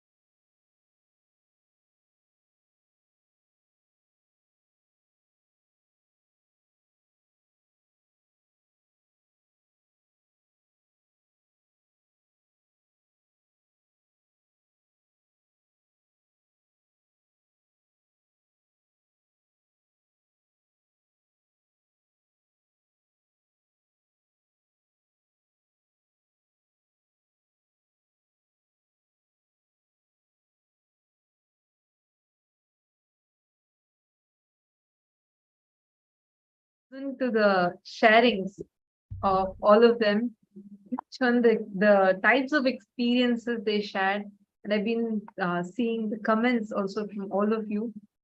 It's been really wonderful. This is how it is to be a part of Swamiji's Kailasa. And now it's time all of us are moving to the next and the most awaited part of our day, which is experiencing the Bhava Samadhi Darshan. Today, we are going to be having the Bhava Samadhi Darshan of Bhagavan Jwara Bhagna-murti. And let us all get ready for that. What is Bhava Samadhi Darshan? The deities, gods, goddesses are real, and they manifest in two forms. One is through the Archavataras, meaning through the deities in the temples, and one more are the Nijavataras, physical embodied form. Archavataras are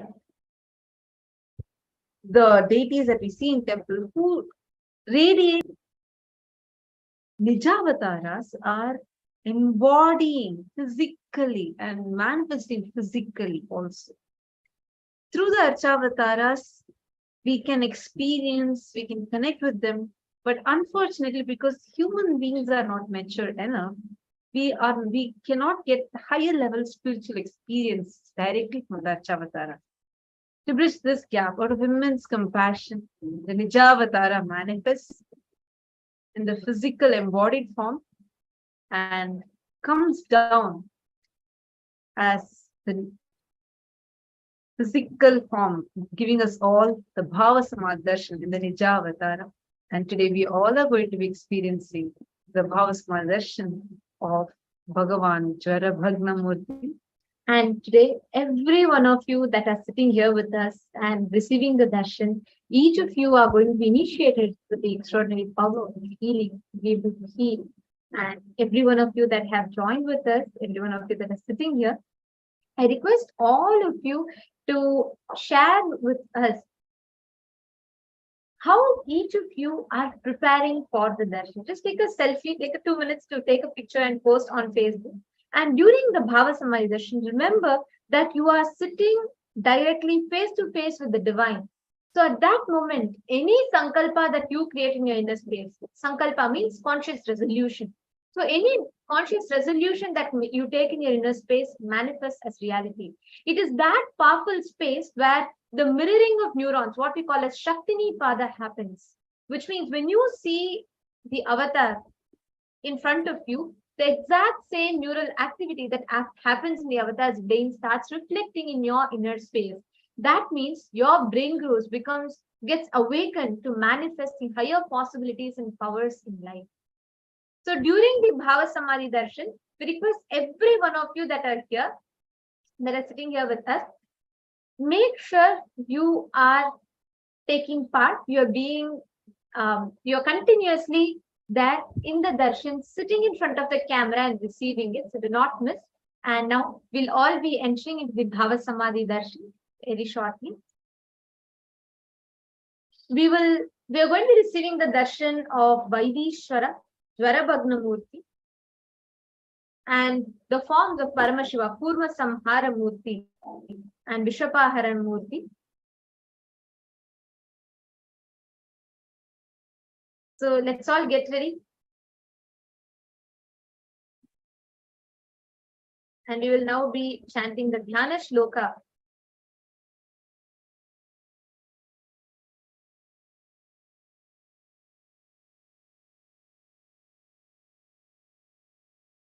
Yes. And in the meanwhile, I request every one of you to take a few minutes and please make sure your Panchopachara Puja kit is ready.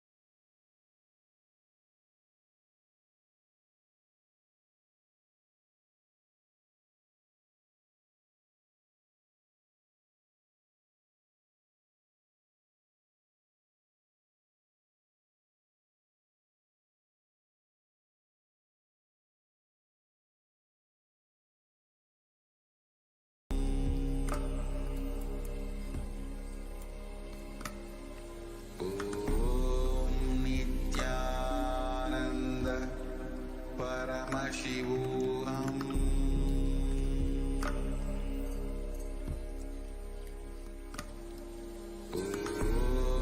Nithyananda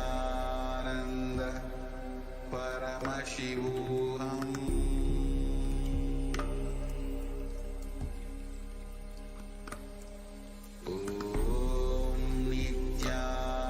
Nithyananda Paramashivam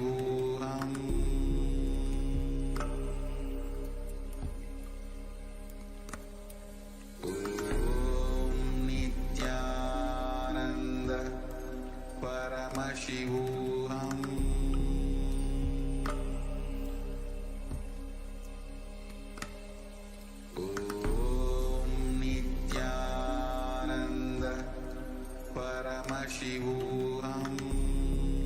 technical glitch.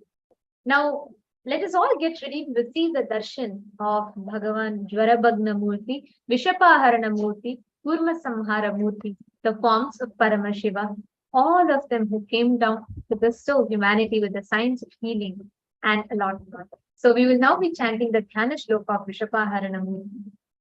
Abhayavarada-hastam tankam saranga-yuktam Shashidhara-mahibhusham pita-vastram trinetram Shivamasital-kalatyam tama-vrishabharuda-devam Vishapaharanamisham chitram pinchatya-rupam.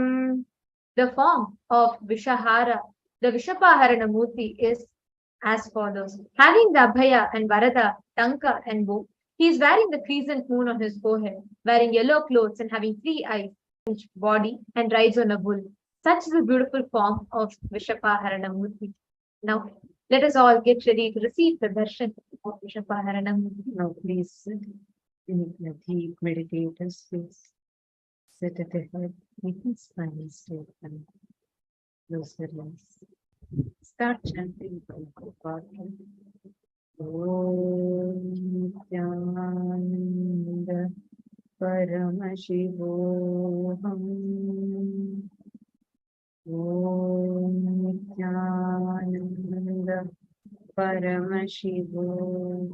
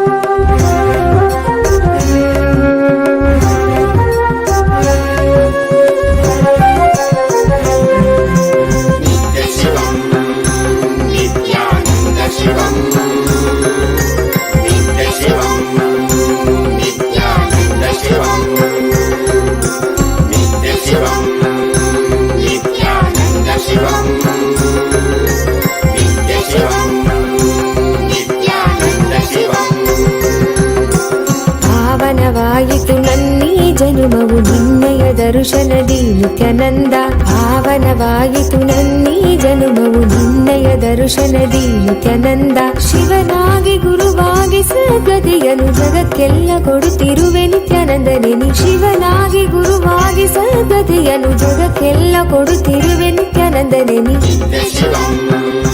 Nithyananda ಶಿವಂ ನಿತ್ಯ ಶಿವಂ ನಿತ್ಯಾನಂದ ಶಿವಂ ನಿತ್ಯ ಶಿವಂ ನಿತ್ಯಾನಂದ ಶಿವಂ ನಿತ್ಯ ಶಿವಂ ನಿತ್ಯಾನಂದ ಶಿವಂ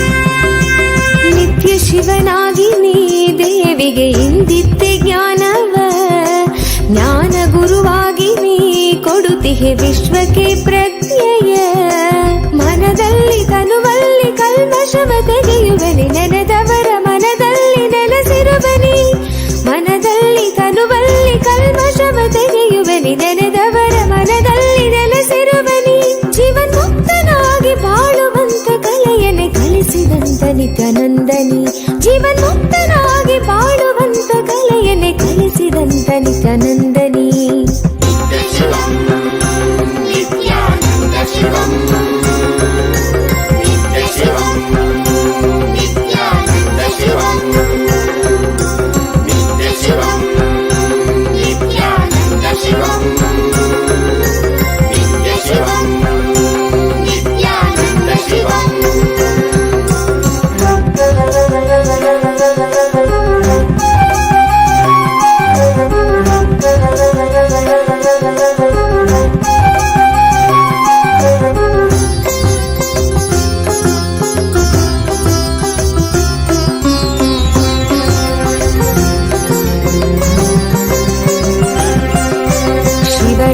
ಕಾಲವೇ ನಿತ್ಯ ಜಪವನ್ನು ಮಾಡಲು ವರವನ್ನು ನೀಡಿ ನೀನು ಅನುಗ್ರಹ ಸುರಿವೆ ನಿತ್ಯನೇ ನೀ. ಭವರೋಗವ ತಡೆದು ಭಾವದ ಚಿಂತೆಯೆಲ್ಲ ತೊಳೆದು ಕರ್ಮ ಸಂಸ್ಕಾರಗಳೆಲ್ಲ ಅಳಿಸಿ ಹೊಸ ಜೀವನ ಕೊಡುವೆ. ಪಾವನವೇ ನಾಡಿದು ನಿನ್ನ ಪಾದಗಳ ಸ್ಪರ್ಶದಿ, ಪಾವನವೇ ಬೀಡಿದು ನಿನ್ನ ಕಲ್ಪತರು ದರ್ಶನದಿ. ಶರಣಂಬನು ನಿತ್ಯೇಶನೇ ನಿನ್ನ ಶರಣಂಬನು ಆನಂದನೇ, ಶರಣಂಬನು ನಿತ್ಯೇಶನೇ ನಿನ್ನ ಶರಣಂಬನು ಆನಂದನೇ.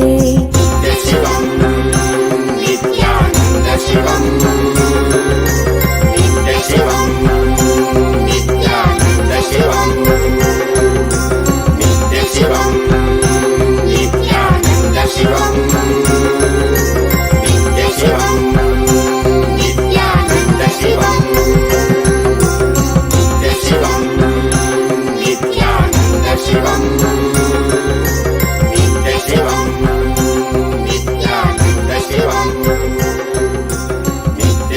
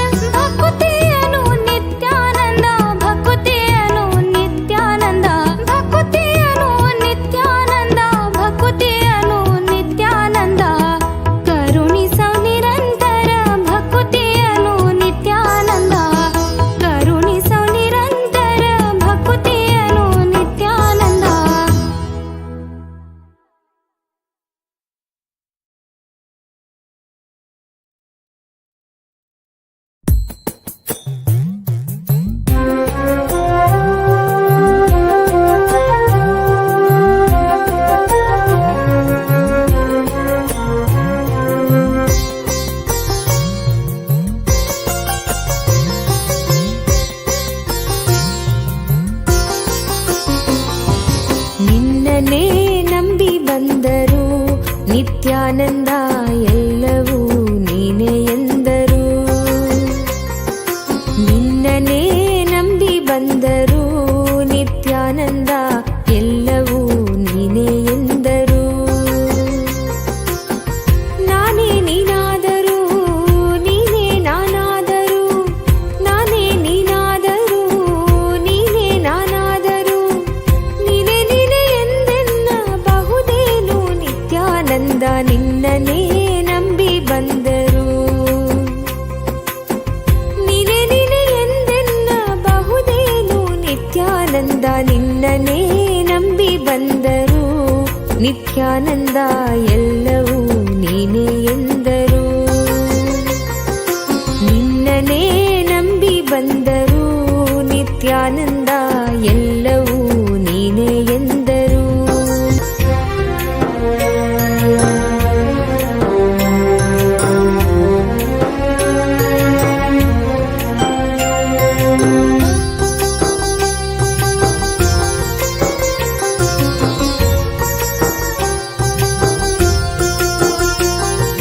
ಜ್ಞಾನವ ಪಡೆಯದಿದ್ದರು ಜ್ಞಾನಿಯ ನಂಬಿದ್ದರು, ಜ್ಞಾನವ ಪಡೆಯದಿದ್ದರು ಜ್ಞಾನಿಯ ನಂಬಿದ್ದರು, ಸತ್ಯವನರಿಯ ಬಂದಿದ್ದರು ನಿತ್ಯಾನಂದ ಮಿಥ್ಯಕ್ಕೆ ಎನ್ನನೂಕಬಹುದೇನು. ಸತ್ಯವನರಿಯ ಬಂದಿದ್ದರು ನಿತ್ಯಾನಂದ ಮಿಥ್ಯಕ್ಕೆ ಎನ್ನನೂಕಬಹುದೇನು. ನಿತ್ಯಾನಂದ ನಿನ್ನನೇ ನಂಬಿ ಬಂದರು ನಿತ್ಯಾನಂದ ಎಲ್ಲವೂ ನೀನೇ ಎಂದರು. ನಿನ್ನನೇ ನಂಬಿ ಬಂದರು ನಿತ್ಯಾನಂದ ಎಲ್ಲವೂ ನೀನೇ ಎಂದರು.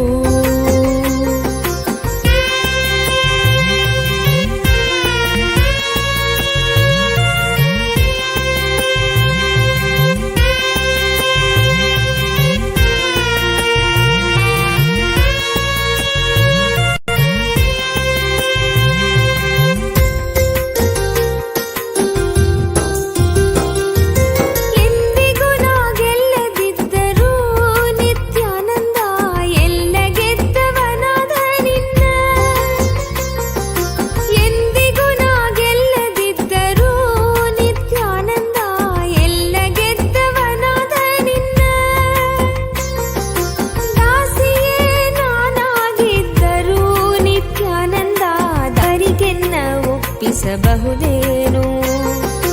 ದಾಸಿಯೇ ನಾನಾಗಿದ್ದರೂ ನಿತ್ಯಾನಂದ ದಾನವರಿಗೆನ್ನ ಒಪ್ಪಿಸಬಹುದೇನು. ನಿತ್ಯಾನಂದ ನಿನ್ನನೇ ನಂಬಿ ಬಂದರು ನಿತ್ಯಾನಂದ ಎಲ್ಲವೂ ನೀನೇ ಎಂದರು.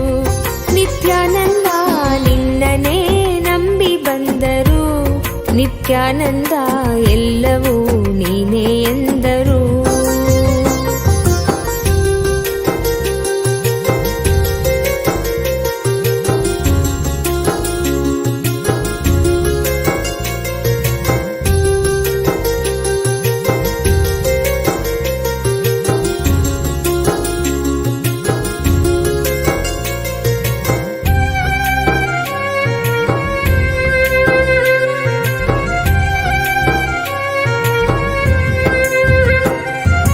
ಹರಿಯದವರು ಅರಿತಂತಿದ್ದರು, ಹರಿಯದವರು ಅರಿತಂತಿದ್ದರು, ಅರಿತವರು ಅರಿಯದಂತಿದ್ದರು, ಅರಿತವರು ಅರಿಯದಂತಿದ್ದರು.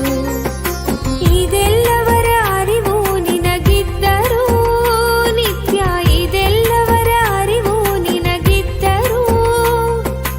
ಅರಿಯದವನಂತೆ ನೀ ಸುಮ್ಮನಿರಬಹುದೇನು. ನಿನ್ನನೇ ನಂಬಿ ಬಂದರು ನಿತ್ಯಾನಂದ ಎಲ್ಲವೂ ನೀನೇ ಎಂದರು. ನಿನ್ನನೇ ನಂಬಿ ಬಂದರು ನಿತ್ಯಾನಂದ ಎಲ್ಲವೂ ನೀನೇ ಎಂದರು.